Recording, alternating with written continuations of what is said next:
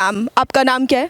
यशिका। क्या करते हैं आप? By profession I am a teacher. आप जानते हैं कि ये बंगाल की सियासत में बहुत हमें ऊंच नीच देखने को मिल रही है और आर्मी पर जो है एक बहुत बड़ा सवाल उठाया गया है। ममता बनर्जी की सरकार ने आर्मी की कमांडेंट जो है बीजेपी के साथ मिले हैं। इस पर आपकी क्या प्रतिक्रिया है? सबसे पहले तो ये एक बेहद ही शर्मनाक वक्तव्य है। एक राज्य की सीएम वो आर्मी पर सवाल उठा रही हैं। आर्मी पर जो सारा टाइम 24 घंटे 24/7 365 दिन सरहद पे हमारे देश की रक्षा करते हैं, उनको किसी के साथ मिले होने का सवाल देना, ये अपने आप में ही एक नल एंड वॉइड स्टेटमेंट है। सबसे पहले एक तरीके से आप एक चीज देखिए, आप सिक्योरिटी फोर्सेस को बीच में घसीट रहे हैं पॉलिटिक्स के। वेस्ट बंगाल की पॉलिटिक्स और आर्मी का आपस में सबसे पहले तो क्या लेना देना है, या सेंट्रल गवर्नमेंट और आर्मी का क्या लेना देना? आर्मी का काम है देश की रक्षा करना, है ना। सेंट्रल गवर्नमेंट का काम है देश को चलाना, देश की नीड्स को देखना। स्टेट गवर्नमेंट का काम है अपने स्टेट की फैसिलिटीज को, अपने स्टेट के यूथ को, पब्लिक को एम्पावर करना, उनकी नीड्स को देखना, सिक्योरिटी का ध्यान रखना। सबसे पहले तो मैं ममता जी से पूछना चाहूंगी कि आप अपने खुद के स्टेट के, जहाँ के आप सीएम हो, इतने टर्म्स आपके वहाँ पे हो चुके हैं, वहाँ की सिक्योरिटी तो आपसे संभल नहीं रही है। जो 24 घंटे देश की सिक्योरिटी का ध्यान रखते हैं, बॉर्डर्स पे हमेशा तत्पर रहते हैं, जिसकी वजह से हम लोग चैन से सो पाते हैं, आप उन पे कैसे सवाल उठा सकती हैं कि वो किसी के साथ भी मिले हुए हैं? She is just focused on creating her vote bank. उनको वोट चाहिए, उनको गुंडा राज करना है, उनको वन साइडेड रूल चाहिए उस स्टेट में। उनको सिक्योरिटी से मतलब नहीं, उनको पब्लिक से मतलब नहीं, उनको आर्मी की इज्जत से मतलब नहीं, उनको लड़कियों की इज्जत से मतलब नहीं, उनको यंगस्टर्स को जॉब देने से मतलब नहीं, तो उनको किस चीज़ से मतलब है? She is not at all focused on her own state and she is just focused on politics, vote bank. उनको सिर्फ राजनीति को उन्होंने समझ लिया, राज करने की नीति, उनको सिर्फ राज करना है। जो लेडी आर्मी के अगेंस्ट एक स्टेटमेंट दे सकती है, I myself belong to a family जहाँ पे आर्मी में मेरे ग्रैंडफादर थे, राइट हमने खुद ये चीज़ फेस करी है। Even my parents keep telling me, जब वॉर होती थी कैसे ब्लैकआउट हो जाता था, गड्ढों में कूदना पड़ता था, फैमिली सेफ नहीं होती थी, मोर्चे में रहते थे वहाँ पे लोग उस समय पे। इतना ज़्यादा हमने इस टाइम पे सुना है, मेरे नाना खुद वॉर ग्राउंड पे रहे हैं, आर्मी से रिटायर्ड हैं। इतने इतने मेजर एक्सीडेंट हो जाते थे, कभी कुछ हो जाता था, अनफोर्सीन है, ना फैमिली सेफ है ना कुछ, हम लोग ऐसे मतलब इनसिक्योरिटी में रहे। तो आप एक ऐसे निस्वार्थ भाव से काम करने वाली सेना, आर्मी जो इंडिया की सिक्योरिटी पे बात करती है, आप उनके ऊपर एक क्वेश्चन लगा देते हैं, एक प्रश्न चिन्ह लगा देते हैं, सवाल उठा देते हैं, फिर आप एक्सपेक्ट करते हैं कि जनता आपको चुने, आपको वोट दे, राइट। ईडी ने आईपैक के ऑफिस में जब रेड किया तो ममता जी पहले तो वहाँ पे धड़ेले से घुस गई अपने स्टेट के ऑफिशियल्स को लेकर के। वहाँ से उन्होंने इंपॉर्टेंट फाइल्स, इंपॉर्टेंट डिवाइसेस उठाए और उनको उठाकर वो वहाँ से चली गई। तो ये मामला तो ऑटोमेटिकली जायज है ना ईडी का ये कहना कि ये थेफ्ट है, एक तरीके से एविडेंस की टैंपरिंग है और पब्लिकली एविडेंस की टैंपरिंग है। तो कहीं ना कहीं सुप्रीम कोर्ट अपने आप में ही सही इस मामले में एक तो वर्डिक्ट दे रहा है ईडी का साथ देकर। दूसरी चीज, अगर ममता जी इतनी दूध की धुली हुई होती है, इतनी सच्ची होती, तो वो इन्वेस्टिगेशन में कोऑपरेट करती, ना कि वहाँ पे जाती और अपने सारे फाइल्स और एविडेंसेस को टैंपर करके उसको चोरी करके उठाकर वहाँ से बाहर आ जाती। 2020 का कोयले का केस था, तो 2026 में कैसे एकदम से ही उठ गया? इलेक्शन से कुछ टाइम पहले ईडी ने छापा मारा और ईडी ने इस केस को हाईलाइट कर दिया। इतने टाइम से कहाँ थी ईडी? ये भी सवाल जो है पार्टी उठा रही है। इन्वेस्टिगेशन है, इन्वेस्टिगेशन में ऑटोमेटिकली टाइम लगता है and ED is not related to any party, any politics, any kind of elections. ED is doing its own investigation and investigation मेरे हिसाब से जायज़ है। इट टेक्स टाइम, आपको फैक्ट्स देखने पड़ते हैं, एविडेंसेस देखने पड़ते हैं, हर एक चीज़ को, हर एक एंगल को इन्वेस्टिगेट करना पड़ता है और उसमें टाइम लगता है। हमारे दस्तावेजों पर जो है ईडी ने डाका मारा है, छापा नहीं डाका मारा। डाका मारा है, आई मीन ऐसा क्या था उन दस्तावेजों पे जिन पे डाका मारा है? क्या उनमें सोना था, क्या उसमें चांदी थी जिस पर डाका डालना पड़ेगा ईडी को? वो तो नॉर्मली अपनी रेड करने गए थे, नॉर्मली वहाँ पे वो चीजें कलेक्ट कर रहे थे, इन्वेस्टिगेट कर रहे थे। आखिर यही बहुत बड़ा सवाल जो है सब जानने की कोशिश कर रहे हैं कि क्या था उस फाइल में। ऑब्वियसली कुछ ना कुछ ऐसा ही था जो ममता जी छुपाना चाहती थी। और छुपाना क्यों चाहती थी? अगर आप ना ही सच बोल रहे हैं, अगर आप इतने ट्रूथफुल हैं, ऑनेस्ट हैं, so why did you enter there with full force and all your state officials and took those files and came out? अगर आपके उन फाइल्स में कुछ भी नहीं था तो आने देते उसे देश के सामने, आने देते उसे ईडी के सामने। अगर आप ट्रूथफुल थे तो जाते इन्वेस्टिगेशंस में पेश होते, जवाब देते जनता को। आपने क्यों नहीं दिया? पर वो कह रही है हमारी पार्टी के बहुत महत्वपूर्ण दस्तावेज थे और उन्होंने ये भी कहा है कि जो मैं हरी फाइल लेके गई थी उसमें मेरे वोटर्स की जो थी एसेंशियल जानकारी थी। तो वोटर्स की एसेंशियल जानकारी थी तो उसमें हाइड करने के जैसा क्या है? आप जाइए इलेक्टोरल रोल की वेबसाइट पे जाइए, वहाँ पे आपको वोटर्स की जानकारी मिलती है एपिक के through. That's not something to hide. Transparency is the main rule of democracy मेरे हिसाब से। मतलब मैं खुद टीचर हूँ, तो पॉलिटिकल साइंस जब हम बच्चों को पढ़ाते हैं तो हम सबसे पहले कहते हैं transparency is the main motto of democracy, right. एक डेमोक्रेसी में अगर आप रह रहे हैं और अगर आपके इलेक्टोरल रोल्स या जो भी आप कह रहे हैं वोटर्स की जानकारी थी उन दस्तावेज़ों के अंदर, तो उसमें आप उसको हाइड क्यों कर रहे हैं? अगर ऐसा ही था तो आप उसको ना छुपाते, ना लेके आते। ईडी अगर देख भी लेती वोटर्स की जानकारी तो वोटर्स की जानकारी का वो क्या करते? एसआईआर एक रेगुलर प्रोसीजर है और एसआईआर जो है वो अगर आप देखें तो कॉन्स्टिट्यूशन ऑफ इंडिया के अंदर भी एसआईआर के बारे में क्लॉजेज में मेंशन्ड है। तो अगर एक बात बताइए, एसआईआर में होता क्या है? एसआईआर के बेसिक प्रोसीजर क्या है? उसके अंदर हम जाते हैं, हम वोटर्स को वेरीफाई करते हैं on the basis of the old electoral rolls. 2002 के जो इलेक्टोरल रोल्स थे उसके अंदर आपके पेरेंट्स का या ग्रैंड पेरेंट्स का या आपके इंडिया के रेजिडेंट होने का कोई ना कोई प्रूफ होगा, कोई ना कोई आपका रिलेशन ऐसा होगा जो उन इलेक्टोरल रोल्स में मेंशन्ड होगा, जिसके बेसिस में यंगस्टर्स का या जो नए वोटर्स हैं 2002 के बाद के, उनका वेरिफिकेशन किया जा सके। तो एसआईआर करने में ऐसी दिक्कत क्या है? इंडिया के अंदर बाहर के बॉर्डर से, बांग्लादेश से, अलग अलग जगहों से लोग माइग्रेट करके आ रहे हैं who are not legally citizens of India. तो वोटर लिस्टें अगर फिल्टर आउट की जा रही हैं, अगर उनको वेरीफाई किया जा रहा है और अगर उनको रिवाइज किया जा रहा है, तो revision of electoral rolls is very important for a free and fair election. तो आप एसआईआर का विरोध कर ही क्यों रहे हैं अगर आपकी वोटर लिस्ट में कोई डिस्क्रिपेंसीज नहीं है या कोई फॉल्ट नहीं? यू योरसेल्फ, इफ देखो मैंने आपको स्टार्टिंग से कहा है, if she had been so truthful तो उन्हें ट्रांसपेरेंसी से प्रॉब्लम नहीं होनी चाहिए, उन्हें उन डॉक्यूमेंट्स के सामने पब्लिकली आने से प्रॉब्लम नहीं होनी चाहिए थी। ईडी सिर्फ एक इन्वेस्टिगेशन एजेंसी है, ना कि उनका कोई पॉलिटिकल एजेंडा है। Supreme court is just the highest ruling body of India, it's nowhere related to politics. Independent है वो। Judiciary has always been considered to be the independent organ of government. Never direct involvement और indirect involvement from government has been there, ना कभी आगे होगी। तो ममता बनर्जी जी को खुद सोचना चाहिए कि भाई अपने गिरेबान में झांक कर देखें, इतने पाप किए होंगे कि अब तो उन पापों का घड़ा भी भर चुका है, हटने वाला है बस। अच्छा, बंगाल में इलेक्शंस है तो बंगाल के वोटर्स को आप क्या एडवाइस देना चाहिए? चूज वाइजली, अपना दिमाग लगाइए कि आपको गुंडा राज चाहिए, आपको टोटली एक तरीके से ऐसा राज चाहिए जिसको तो हम क्या बोलें, ये तो डिक्टेटरशिप से भी बदतर हो रहा है, खुले में गुंडागर्दी है। आपको ये सब चाहिए या आपको सेफ्टी चाहिए, आपको एम्प्लॉयमेंट अपॉर्चुनिटीज चाहिए? See they are just job seekers, there are no job givers in Bengal. Bengal एक पॉइंट पे हमारे देश को रन कर रहा था, वो टाइम भी था। We had the most number of educated people in Bengal once in a lifetime, once upon a time जिसको हम कहते हैं ना, वो जमाना पता नहीं कब आएगा दोबारा वहाँ पे। हमने तो खैर देखा ही नहीं, वो अलग बात है। एज यंगस्टर्स बस पढ़ा ही है, किताबों में पढ़ा है कि बंगाल में they were the most educated people out there. Bengal से ही सारा बिजनेस होता था। बंगाल एक टाइम पे राजधानी, एक टाइम पे कोलकाता हुआ करती थी, right, before it shifted to Delhi. History तो हमें यही बता रही है। तो अगर वापस वैसा ही बंगाल चाहिए, वहाँ के यंगस्टर्स को जॉब अपॉर्चुनिटीज चाहिए, वहाँ पे उनको एम्प्लॉयमेंट चाहिए, अच्छी सिक्योरिटी चाहिए। अब बताइए 8 बजे के बाद लड़कियों को अगर बाहर निकलना है, उनको ऐसी सेफ्टी चाहिए, उनको ऐसा पेट्रियार्कल रूल नहीं चाहिए, तो they should choose wise, use your brain. जिनकी डेथ हो गई है उनको नाम हटने चाहिए ना लिस्ट से। ये जो हम लोग रिवीजन कर रहे हैं इससे वो नाम हटेंगे और जो न्यू एंटर हुए हैं उनको वेरीफाई करेंगे पेरेंट्स के पेपर से। ये कंट्री कितनी क्राउडेड होती जा रही है, क्यों हो रही है? अगर हम ये यूएस में रहें या फॉरेन की किसी भी कंट्री में रहें तो हमें इस तरह से। आर्मी पर भी बड़ा सवाल उठाया है ममता बनर्जी। आर्मी पर तो बोलना बनता नहीं है। They are the most top security identity है। कमांडेंट पे ही सवाल उठा रही हैं कि कमांडेंट ही मिले बीजेपी के साथ। उनके कहने से क्या होता है? She has no proof. है कि अगर उनको इतनी दिक्कत हो रही है तो हमारे जो बॉर्डर्स हैं उनको सेव करने के लिए क्यों नहीं काम करने देती?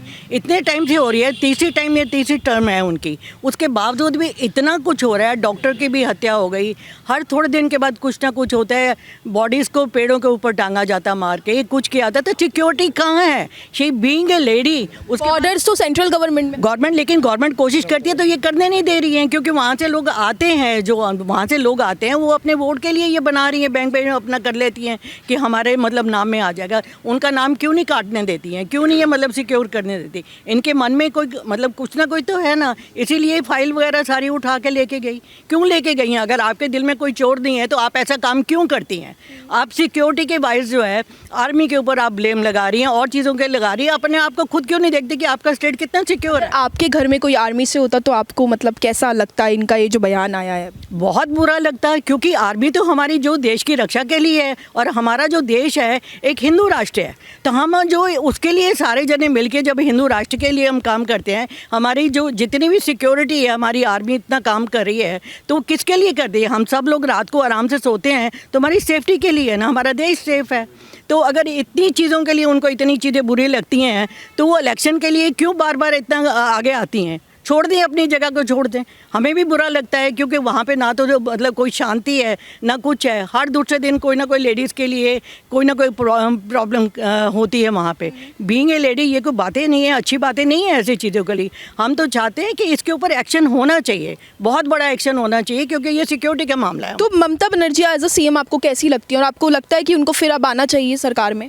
मैं तो नहीं उनके साथ खुश हूँ, क्योंकि जो इतनी हालत बंगाल की कर दी है तो उसके लिए तो हम तो कहेंगे कि वो हम चाहते ही नहीं है कि वो आएँ। क्या कर दिया बंगाल में? क्या ऐसा आप देख रही हैं जो आपको लग रहा है बहुत ख़राब चल रहा है? बहुत देख लो, कोई भी जनता वहाँ के खुश है। आप मतलब किसी की चीज़ सेफ्टी नहीं है, आप कोई वो है कि आराम से कोई रह नहीं सकता, कोई पता नहीं है बंगाल में कब क्या कुछ हो जाए, और कोई भी मतलब उस चीज़ के लिए एक्शन नहीं लेती हैं, कुछ नहीं है। अनएम्प्लॉयमेंट बहुत है, हाँ अनएम्प्लॉयमेंट इतनी ज़्यादा है कि उसके लिए वो कुछ करती नहीं है। तो लोग कितना सफ़र कर रहे हैं, वहाँ से बंगाल छोड़ छोड़ के लोग आना चाहते हैं। क्यों आना चाहते हैं? ये तो अपने आप से वो क्वेश्चन पूछे नहीं, क्यों ऐसी चीज़ें होती हैं? तो हम तो चाहते हैं कि मतलब ये दोबारा ना आए। का रंग दे रही हैं, कह रही कमांडेंट बीजेपी के साथ इन्वॉल्व होनी नहीं चाहिए ना। अब जब ऑपरेशन सिंदूर हुआ तो थोड़ी पूछ थी कि वो पॉलिटिकल पार्टी हमारे देश की रक्षा करती है और आर्मी के ऊपर किसी को कमेंट नहीं करना चाहिए, चाहे मैं हूँ चाहे कोई भी हो। और कभी भी मैच्योर्ड इंडिविजुअल अच्छा नेता नहीं करेगा, कमेंट नहीं करना चाहिए। हमें प्राइड होना चाहिए अपनी आर्मी पे। ईदी पर वापस आते, ईदी पर भी सवाल उठाए जा रहे हैं कि ईदी ने हमारे दस्तावेजों पर डाका डाला है। नहीं देखो, मैं तो एक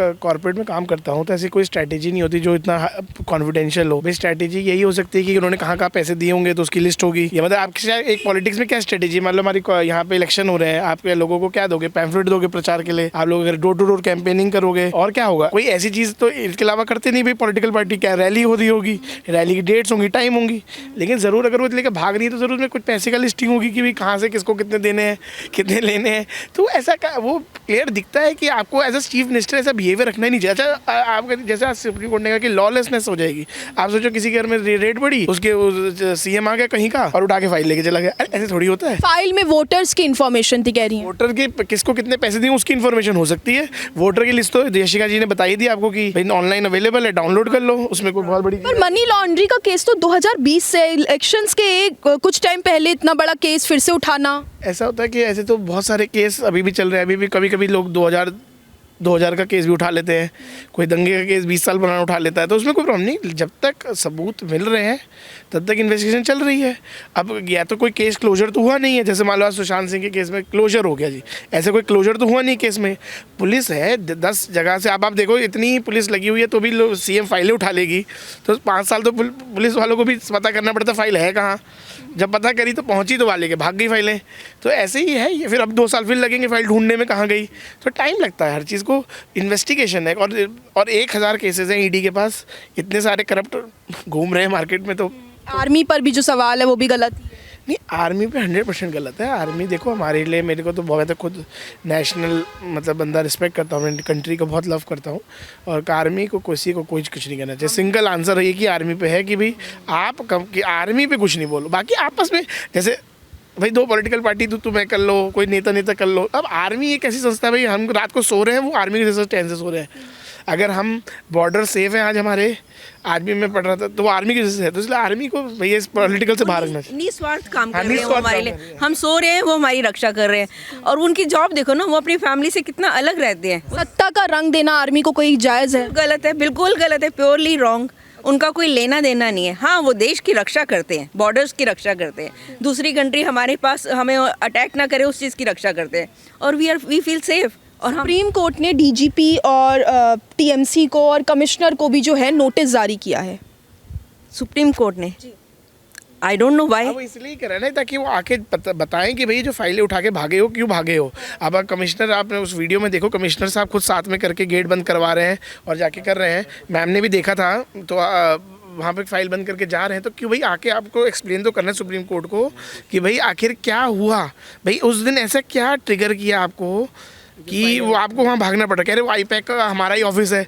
अब आईपैक के तो इंडिया भर में ऑफिस है, तो मान लो इंडिया भर में सारे तृणमूल के थोड़ी ऑफिस हो सकते हैं। आईपैक की कंसल्टिंग कंपनी है मान लो, तो 10 और लोगों को भी कंसल्ट कर सकती है ना। कोई तृणमूल की प्राइवेट कंपनी थोड़ी, और प्राइवेट है तो बोर्ड लगा दो बाहर कि भाई तृणमूल का ऑफिस है, मत आओ भाई अंदर। सीएम जा रही है तो उनका पर्सनल इसमें कुछ था ना, इंटरेस्ट था ना, that's why she went there personally.